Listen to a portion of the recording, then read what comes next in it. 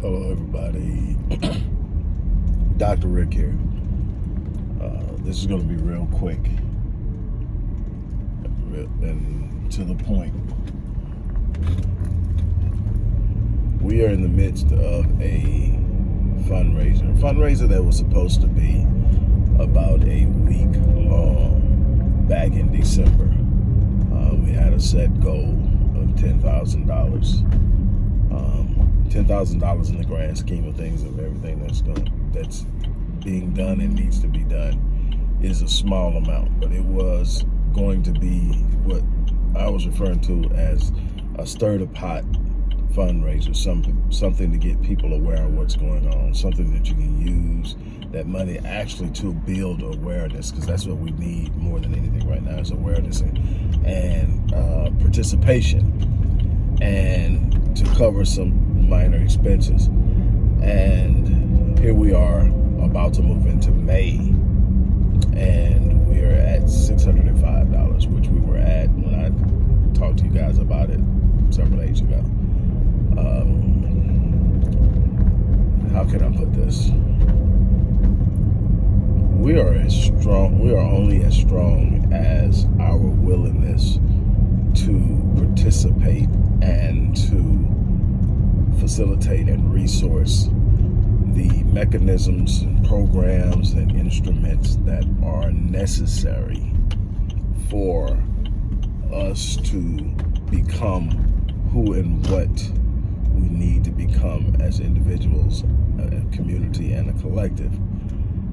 And right now, that is a problem we have. We simply lack unity, we lack involvement, we lack empathy. You know, we'll comment on something, but we even, in that instance, gravitate more towards the sensational than we do the empowering. So something may be empowering, it may be something extremely powerful, something extremely informative, and yet we get few views. Let it be about a celebrity, let it be about gossip, let it be about who said what, who slapped who cheated on who, and it's big. We're talking about it, we're buzzing. I even go back and look at my channel. The things that deal with celebrities simply get more attention, when the truth of the matter is, if we're being honest with ourselves, those celebrities are not, while they still deal with racism, are not impacted the way we are. Their money provides them a certain sense of cushion. Now, do they get reminded at times when they step out of line and think that it doesn't apply? Absolutely. But even then, it's still not the way we deal with it.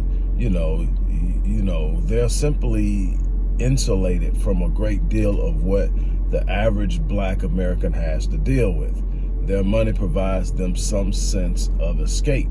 So they're living in a life that the average person cannot fathom or relate to. But yet, that's what we gravitate to. And a lot of that is due to escapism. A lot of that is due to our almost inherent need and desire to live vicariously through others who seem to be more successful than we are, and who have achieved a much higher,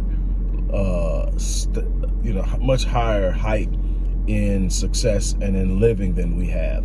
And we fight for the right to live vicariously through them. That's why we get so upset when someone attacks them.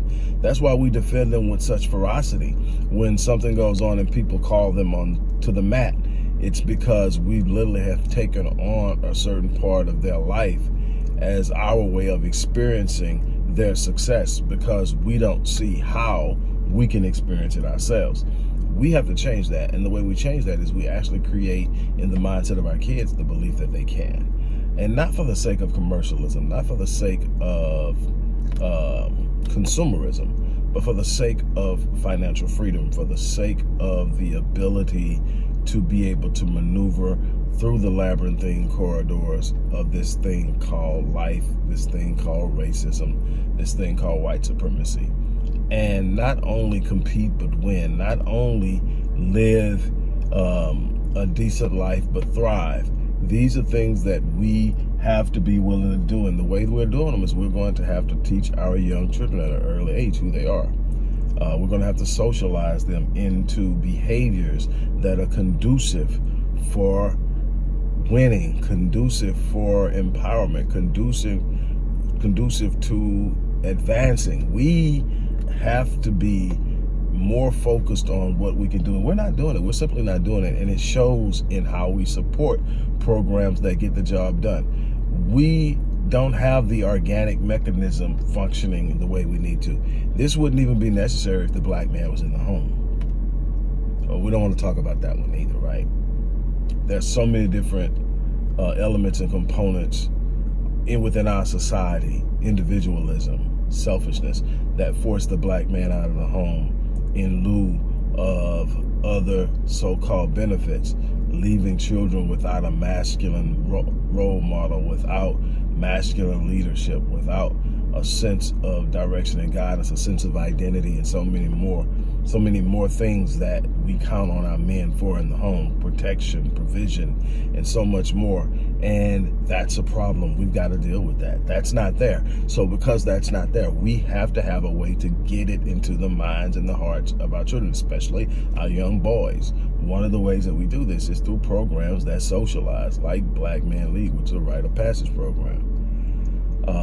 I cannot emphasize this enough. You know, we can talk about all the things we want to do. We can talk about all the things we want to do until we're blue in the face. If we're not going to invest in it, it means absolutely nothing. Absolutely nothing.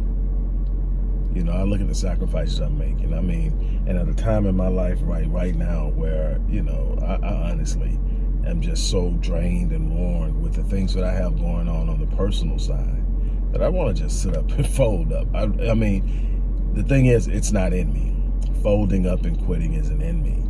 But to have to sit up and really pull myself together to do what I need to do as a man, and then to see the lack of support for something so important, it's just like another thing on top of another thing on top of another thing, and we've got to deal with that. And, you know, that was a point in time where I would just sit up and I would get to myself and say, forget it, and I wouldn't talk about it. I'm like, you know, you shouldn't have to ask, you shouldn't have to push, you shouldn't have to beg people to do something that's going to be for the betterment of their families, for their grandchildren and great-grandchildren. People don't see those connections because we are so individualized. We can't think beyond ourselves.